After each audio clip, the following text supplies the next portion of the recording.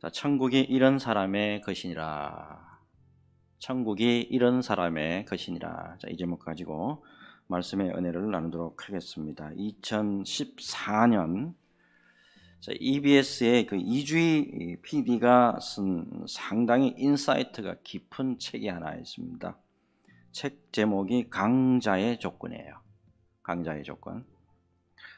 책 내용을 잠시 말씀을 좀 드리면, 이번에 6월 3일 날에 우리가 대통령을 새로 뽑아야 되는데, 우리나라 소위 말하는 리더들요, 우리나라 지도자들에게 준엄하게 묻는 질문이 시작이 됩니다. 당신은 강자의 조건을 진정으로 가지고 있느냐? 이렇게 시작해요.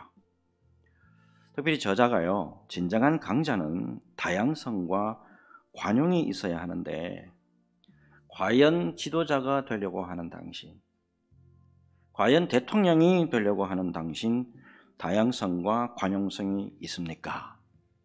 이렇게 물어요. 이어서 중요한 예화를 하나 들고 있는데, 이 바나나에 대한 예화입니다. 바나나.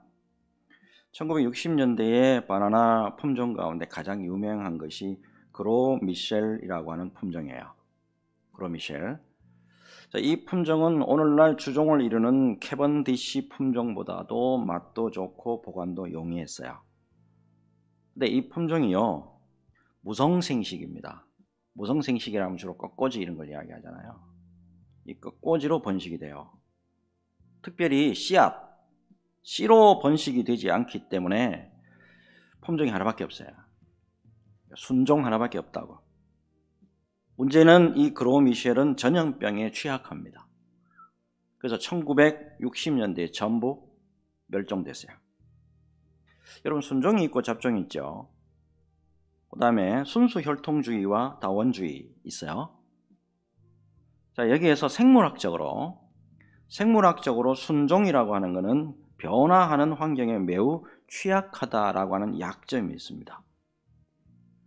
사고가 다양하지 못한 사람은 다양한 생각에 다양한 생각에 끼어들 여지가 없고 쉽게 극단주의로 빠질 위험이 있습니다. 재밌는 게 있는데, 역사적으로 급속도로 몰락한 제국들이 있죠. 이런 제국들을 보면 순혈주의라고 하는 공통점이 있습니다. 그러면서 이 책은 로마가 왜 강력한 나라를 형성했느냐, 요거 밝히고 있어요. 자, 여러분, 로마는 그들이 대제국을 이루어가는 초기부터 시작해서 관용, 그 다음에 개방, 다원성을 이해하고 모두 다 품어줬습니다. 흥미로운 게 있는데, 당시 전쟁의 신이라고 불렸던 카르타고의 한니발 장군 많이 들어보셨죠? 자, 이 사람으로 말미암아서 14년 동안 로마가 공격을 받습니다. 자, 이 엄청난 나라 전체의 시련 가운데서도 동맹국들이 끝까지, 그런데 로마를 배반하지 않았습니다. 끝까지 로마를 지지하고, 그 당시에 지도자 중에 강력한 지도자가 이 파비우스라는 사람이 있었는데, 이 사람의 지도력으로 14년 동안의 장기 전장에서 마침내 한니발을 꺾고 승리합니다. 이 책이 강조하는 건 딱 한 가지예요. 진정한 강자가 가진 리더십의 실체라는 거. 진정한 강자가 가지고 있는 리더십의 실체라는 것은 힘이 아니다는 거예요. 요즘에 트럼프가 착각하고 있는데, 진정한 강자가 가진 리더십의 실체는 힘이 아니고 관용하고 개방을 통한 포용이다라는 것을 깨달아야 됩니다. 아이폰으로 세계를 석권한 스티브 잡스, 아버지가 시리아 사람이에요. 우리가 잘 아는 오바마 대통령요, 오바마 대통령 아버지가 케냐 사람이에요. 그리고 세계적인 펀드 매니지먼트로 유명한 사람이죠. 조지 소로스 아버지가 헝가리 사람이에요. 이들 모두를 포용하고 다원성으로 끌어안고 있는 게 오늘날의 미국이에요. 여러분, 우리끼리 또 순수 혈통, 그리고 베타주의, 이거는 우리 예수님이 제자들을 뽑을 때의 모습과는 전혀 반대되는 거예요. 여러분, 예수님의 12 제자들 보니까 전부 다 끼리끼리 뽑았을까요? 네 마음에 들고 얘하고 내하고 마음 통하니까 그런 사람만 뽑았을까요? 들었다 보면 어때요? 오버가 제일 많죠. 그 다음에요, 죄인이라고 불렸던 세리 마태도 소속이 되어 있네요. 여기 가운데 예수님의 12제자 가운데 극우파도 있습니다.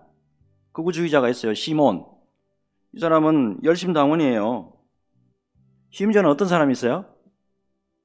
예수님을 은삼십에 팔았던 가룟 유다도 여기 포함되어 있다 이 말이에요. 여러분, 포용하고 그 다음에 다원화 개방되지 아니하면 하나님의 나라를 귀하게 이루어갈 수 없다라는 것을 여러분 이해하셔야 됩니다. 교회 안에 절대적으로 우리끼리 그리고 우리 편 그리고 통하는 사람끼리 모인다는 거, 이거 굉장히 위험한 거예요.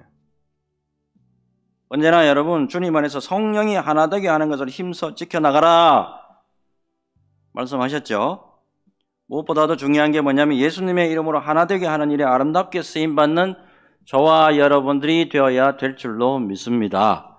여러분, 오늘은 이렇게 열려있는 마음, 열려있는 마음으로 오늘 말씀으로 들어가잔 말이에요. 말씀해 주시는 깊은 것을 깨닫는 귀한 시간 되시기를 예수님의 이름으로 축복합니다. 자, 이제 오늘 어린이 주일입니다. 이게 할 말이 참 많은데, 자, 미래의 하나님 나라의 주역이 될 어린이들에게 과연 기성세대가 무엇을 해야 되겠느냐, 요거 한번 깊이 생각해 보자고요. 첫째, 어린이 주일을 맞이해서 자녀들의 영혼을 생각하는 의미에서 이 말씀부터 제가 먼저 좀 드리고 싶어요. 13절입니다. 같이 한번 읽겠습니다. 같이 읽습니다. 시작. 그때에 사람들이 예수께서 안수하고 기도해 주심을 바라고 어린 아이들을 데리고 오매 제자들이 꾸짖거늘. 자, 말씀 잘 보면 어린 아이들을 주님께로 인도한 자가 누구죠? 사람들이 이렇게 시작하잖아요.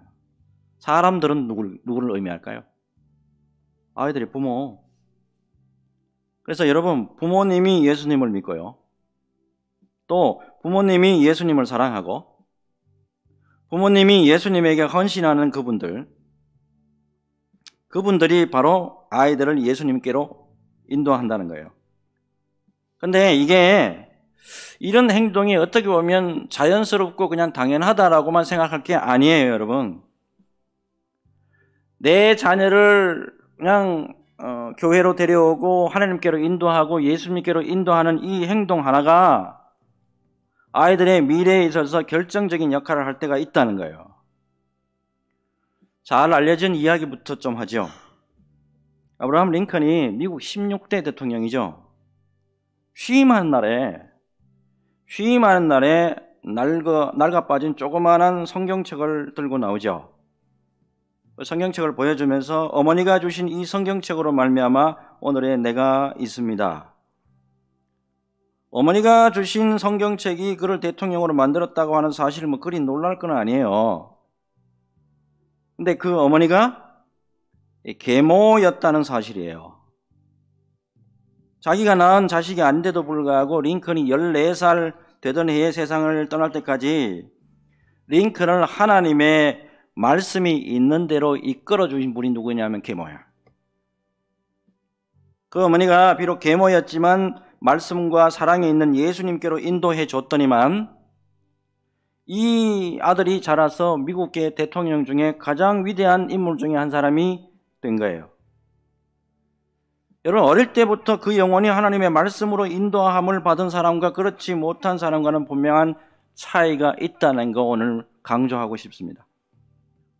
여러분, 이제 이렇게 제가 질문을 한번 드려볼게요. 과연 우리는 아이들, 자녀들의 영혼을 얼마나 사랑하고 있는 부모일까요? 여러분, 아이들에게 있어서 믿는 부모의 역할 굉장히 중요하다는 거 말씀 안 드려도 이제 아실 거예요. 여러분, 아이들의 영혼을 생각해 본다면 오늘 예수님께로 아이들을 인도하고 있는 이 부모들이 얼마나 지금 중요한 일을 하고 있는가, 이거를 깊이 새기셨으면 좋겠습니다. 자, 특별히 13절 마지막 한 보겠는데 끝부분 보면 어린아이들을 데리고 오매 제자들이 꾸짖거늘 그랬습니다. 제자들이 왜 꾸짖었을까요?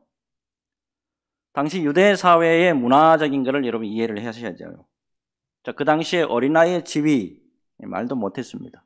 어느 정도 지위였냐면 귀머거리, 벙어리, 그다음에 여자, 노예, 맹인 요거하고 똑같이 취급했습니다. 아울러서 지적인 능력이 결여된 아이라고 해가지고 아이들이 무슨 이야기를 하든지 들어주지 않았습니다.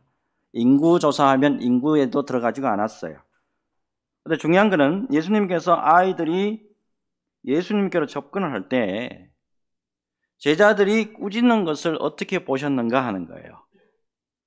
자, 점점 제 말씀이 조금 심각해져 가는데 14절 예수께서 이르시되 어린아이들을 용납하고 내게 오는 것을 금하지 말라 천국이 이런 사람의 것이니라 하시고. 여러분 이와 같은 상황을 똑같이 기록한 마가복음 10장 14절의 말씀 보면 더 심각합니다. 자, 마가복음 10장 14절 같이 읽겠습니다.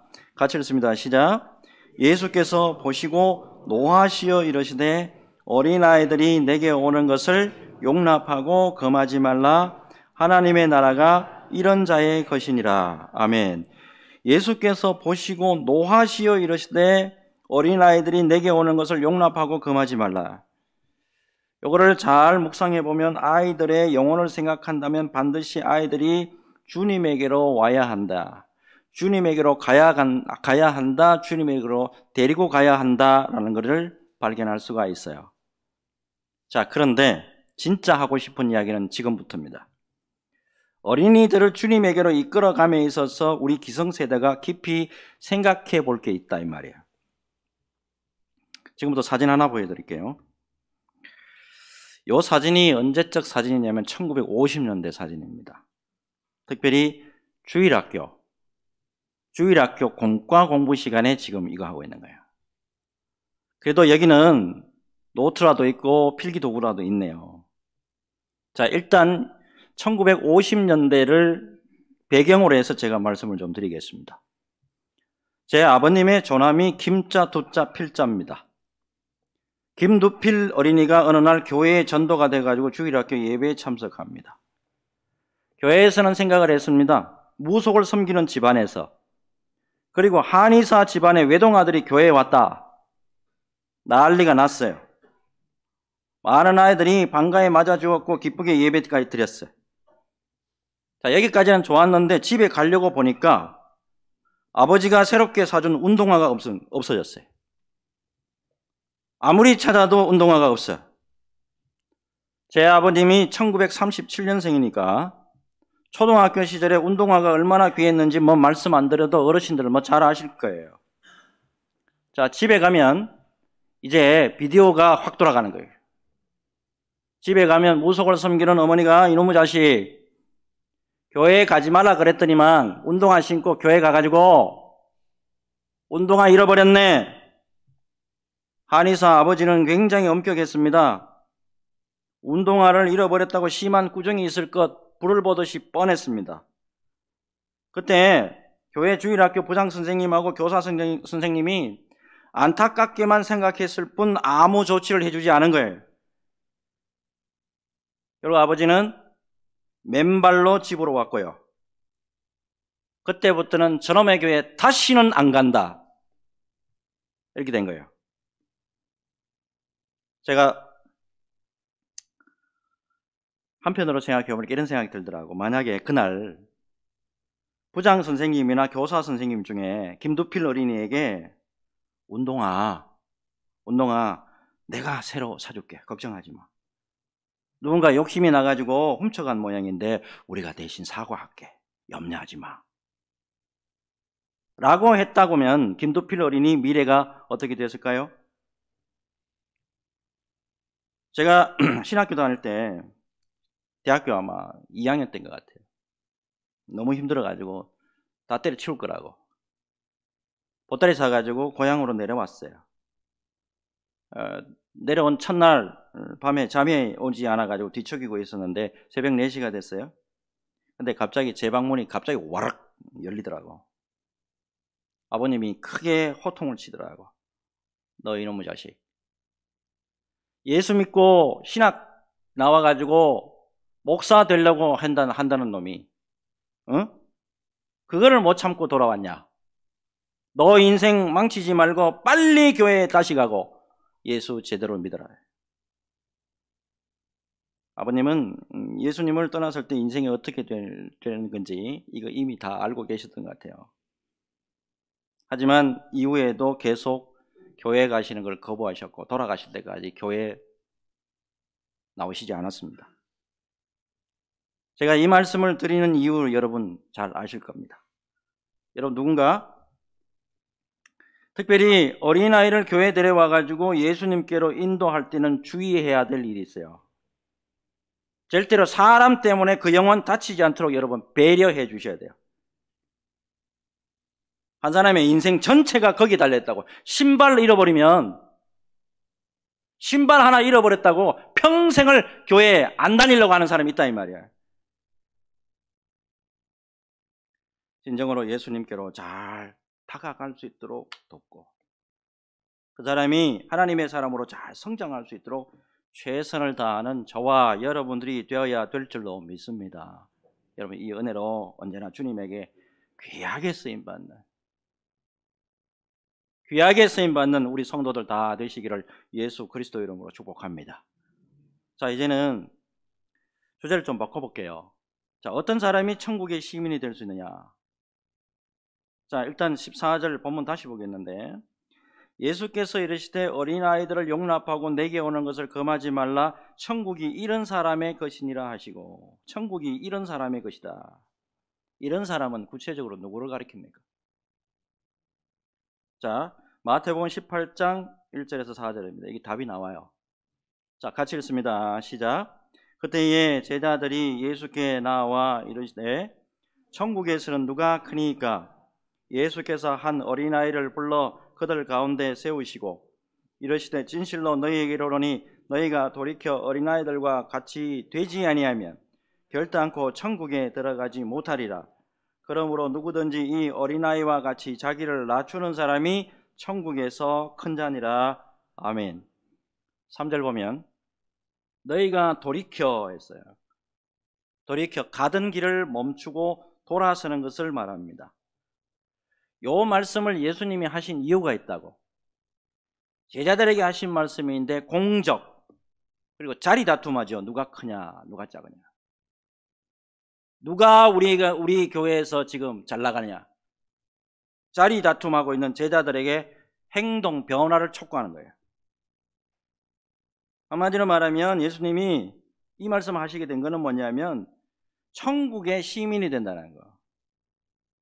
천국의 시민이 된다는 것은 공적, 누가 크냐 누가 작으냐 여기에 있지 않고 하나님을 어린아이처럼 자기를 낮추고 하나님만을 의지하느냐 안 하느냐 여기에 달려있다 이 말이에요. 어린아이는 본질상 약하죠. 그래서 부모에게 절대적으로 의지해야 하듯이 하나님의 자녀라고 한다면 하나님의 뜻에 절대 순복하고 자신을 과대평가하거나 지나치게 내세우려 하지 않는 겸손함으로 주님 앞에 나아가야 된다라고 지금 말씀 주시고 있잖아요. 여러분 이와 관련해서 제가 오늘 강조하고 싶은 말씀 꼭 좀 드리고자 합니다. 여러분 무엇보다도 우리가 천국의 시민이 된 거 있잖아요. 우리가 예수를 믿게 된 것은 전적인 하나님의 은혜예요. 여러분 우리에게 하나님이 예수님을 믿을 수 있도록 성령님을 보내주셔가지고 내가 믿는 게 아니야. 내가 믿는 게 아니고 예수님을 구주로 믿게 해 주신 거라고요. 예수님을 믿게 해 주셨을 뿐만 아니라 여러 직분들을 통해서 주님의 몸된 교회를 세우라고 여러 은사도 주시고 여러 달란트도 주셨단 말이에요. 누가? 하나님이다. 그렇기 때문에 모두가 하나님으로부터 왔지 나의 공로, 나의 공적 내세울 거 하나도 없어요. 사도 바울이 분명히 말씀했죠. 고린도전서 15장 10절에 그러나 내가 나 된 것은 하나님의 은혜로 된 것이니 내게 주신 그의 은혜가 헛되지 아니하여 내가 모든 사도보다 더 많이 수고하였으나 내가 한 것이 아니요 오직 나와 함께 하신 하나님의 은혜로라. 여러분, 천국의 시민은 모든 것이 하나님의 은혜로 된 줄로 알고, 모든 것이 다 하나님의 은혜인 줄로 믿고 겸손함으로 돌이키는 사람이에요. 신학대학 졸업을 앞두고 4학년 2학기였던 것으로 기억이 납니다. 마지막 한 과목 시험만 잘 보면 최고 성적으로 졸업할 수 있다라고 하는 정보를 학교 당국에서 미리 주더라고요. 그래서 좋은 조건으로 신학대학원 장학생으로 갈 수 있었고 유학길도 생각하고 있었던 비교적 탄탄대로의 때였습니다. 문제는 마지막 한 과목 시험을 보려고 하는데 몸에 문제가 생겼습니다. 시험 과목이 뭐냐면 히브리어 원어 강독이에요. 이거 굉장히 어려운 거예요. 정말 죽기 아니면 살기로 열심히 준비했습니다.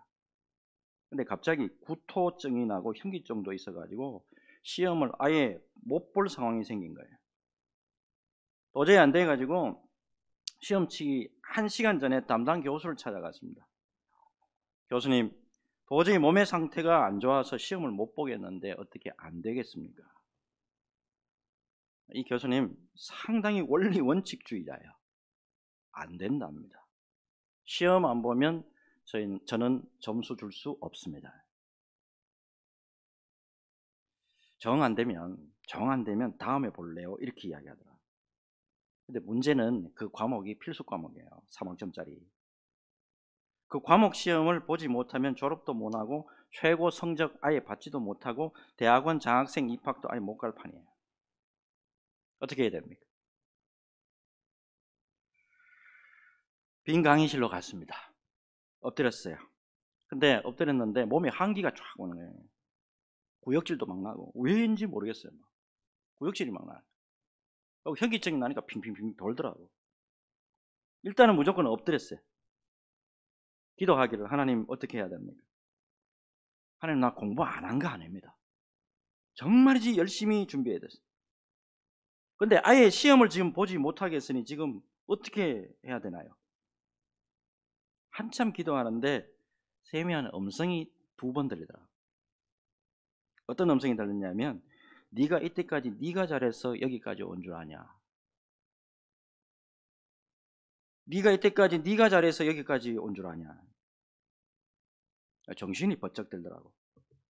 순간적으로 무슨 생각이 드냐면, 하나님이 교만 깨려고 하시는구나. 내 교만을.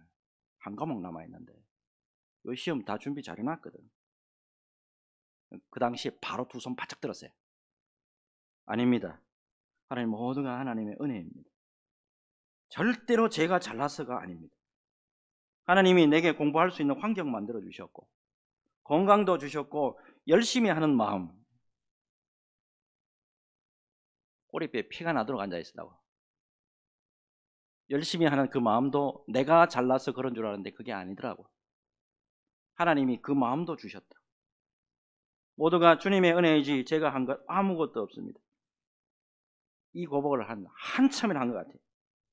한참 고백하니까 눈물이 나더라고. 눈물 나는 가운데 몸이 조금 이제 좋아지기 시작하더라고. 시험치기 한 10분 전쯤 됐나요? 조금 좋아지더라고. 그래서 엉금엉금 기어가지고 시험장으로 갔어요. 가서 무사히 시험을 일단 봤습니다. 내 겸손을 내 몸이 아픈 것을 통해서 깨닫게 해주더라고요. 여러분 꼭 기억하십시오. 모두가 다 하나님의 은혜입니다. 하나님의 백성들은 모두가 하나님의 은혜임을 늘 고백하고 하나님 앞에 무조건 영광 올려드려야 됩니다. 잊지 마시고 돌이켜 어린아이와 같이 주님에게로 겸손으로 돌아갈 때 하나님이 더욱더 큰 은혜로 우리와 함께 해주실 줄로 믿습니다. 이 믿음으로 승리하는 저와 여러분 되시기를 예수 그리스도 여러분 축복합니다. 자, 이제 마지막이요. 천국이 이런 사람의 것이라 했는데 이런 사람이 또 어떤 사람이냐는 거예요. 이게 누가복음에 기가 막히게 또 말씀을 해놨어요. 자, 누가복음 18장 17절 마지막으로 읽습니다. 같이 읽습니다. 시작. 내가 진실로 너희에게 이르노니 누구든지 하나님의 나라를 어린아이와 같이 받아들이지 않는 자는 결단코 거기 들어가지 못하라 하시니라. 아멘. 어린아이가 스폰지처럼요. 쭉쭉쭉쭉 받아들이는 것처럼 단순하게 하나님의 나라를 영접하지 않는 자 결코 못 들어간다. 그 예수님의 말씀이라고요. 어린아이처럼 순수하고 겸손하고 의욕이 없이 믿고 받아들인 태도를 가져야만이 너희가 하나님 나라의 시민이 될 수 있다. 그 말씀이잖아요. 제 말씀 틀렸습니까? 여러분, 순수하게 받아들이는 태도, 이게 참으로 중요한 건데 수용성이죠. 근데 이 수용성과 아울러서 이게 수용성이 뭘로 연결이 되냐면 이게 순종하고 연결이 된다고요. 여러분, 성경을 보면 하나님의 말씀을 전적으로 잘 수용하고 무조건 순종한 사람이 있어요. 하나님 이거 못 하겠는데요. 하나님 내 생각에는 이거 아닌 것 같은데. 하나님 내 형편으로 지금 못해요. 라고 하지 않은 사람이 한 사람 있어요. 아브라함의 3대 순종, 제가 여러 번 말하잖아요. 그죠? 너는 너의 친척, 부모, 아비 집을 떠나 내가 너에게 지시할 땅으로 가라. 지시할 땅이죠. 네, 예 합니다. 너 이스마엘이 있잖아. 네가 못 참고 네가 엉뚱한 짓을 하는 바람에 태어난 아들 아니야. 그거 갖다 내버리라고. 예 합니다. 그리고 네 아들 독자 이삭을 이렇게 한다. 네 아들 독자 이삭을 너에게 번제로 나에게 바쳐라. 예 하지요? 아브라함에 관련해서 한번 읽어보라고요. No 한 적이 있나? Well, 글쎄요 라고 한 적이 있나? 없어요. 그래서 믿음의 조상이 된 거예요. 여러분, 순종과 함께 하는 이 수용성 굉장히 중요합니다. 솔직히 말해서 제가 목회를 하면서 이런 생각할 때가 참 많아요. 어떤 생각이냐면 저분은 이것만 순종하고 받아들이면 저거 뛰어넘어갈 수 있는데 저분은 저것만 수용하고 받아들이고 나를 죽이면, 저거 받아들이고 나만 죽이면은 하나님의 더 깊은 은혜 속으로 들어갈 수 있는데 목사 눈에는 이게 보인다. 순종하고 수용할 때 놀라운 은혜가 있어요, 여러분. 하나님의 나라를 어린아이와 같이 받아들이지 않는 receive, 받아들이지 않는 자는 결단코 거기 들어가지 못하리라. 예수님이요, 어느 날 아침에 변화산에 올라가시기로 작정을 하시고 12 제자들을 불러 모읍니다. 얘들아, 이제 내가 명령을 내린다. 지금부터 직경 30cm, 직경 30cm에 해당하는 납작한 돌을 들고 나를 따라오느라. 내가 산 중턱에 올라가면 그 돌을 왜 들고 오라고 했는지 말해줄게. 예, 이제 제자들이 예라고 대답하고 각자 돌을 구하러 가죠. 우직하고 바보 같은 베드로, 예수님이 시키면 시킨 대로 합니다. 30cm 납작한 돌을, 무거운 돌을 구해 가서 낑낑 들고 와요. 근데 다른 제자들은 벌써 잔머리가 돌아가. 틀림없이 예수님이 우리를 골탕 먹이려고 하는 걸 거야. 나는 좀 작은 거 들고 가야지. 자, 그런 중에 가장 잔머리가 잘 돌아가는 사람 한 사람 있죠. 빌립이라는 사람이에요. 빌립이 왜 잔머리가 잘 돌아가죠? 오병이어 기적할 때 예수님이 딱 물어보니까 벌써 수판 탁 두드린다고. 200데나리온 이상의 떡이 있어야 되겠나이다. 요 빌립이 뭐라고 생각하냐면, 어떻게 30cm나 되는 큰 돌을 저 산 위에까지 들고 올라가? 나는 살짝 숨겨가지고 조그만 거 가지고 올라가야지. 이었고 예수님을 따라서 변화산으로 올라갑니다. 이 바보 천치 같은 베드로 땀을 뻘뻘 흘리면서 낑낑대고 산 중턱까지 그 돌 들고 올라가요. 이었고 산 중턱에 어느 지점에 이르는데 예수님이 말씀하십니다. 이제 돌 다 내려놔라. 자, 이제 내가 돌을 가져오라고 한 이유를 말해줄게. 너희들이 가져온 돌이 모두 맛있는 빵으로 변할 것이다. 이것으로 점심을 때워라. 자, 사진 하나 보여줄게요. 우리의 베드로, 큼지막한 돌이 빵으로 변했는데 배가 빵빵할 정도로 맛있게 점심을 먹었어요. 근데 요 잔머리 잘 돌아가는 빌립 어땠을까요? 먹어도 먹은 것 같지가 않아. 간의 기별도 안 와. 다른 제자들 먹는 거 그거 보고 군침이나 꿀떡꿀떡 삼키고 말았어요. 여러분, 계속해서 우리 교회가 새벽에 민수기서 살펴보고 있죠. 여러분, 광야의 길을 가는 가운데 말씀 그대로 수용하고 말씀 그대로 순종해야 살아. 여러분, 우리 믿음의 길은 광야의 길과 똑같습니다.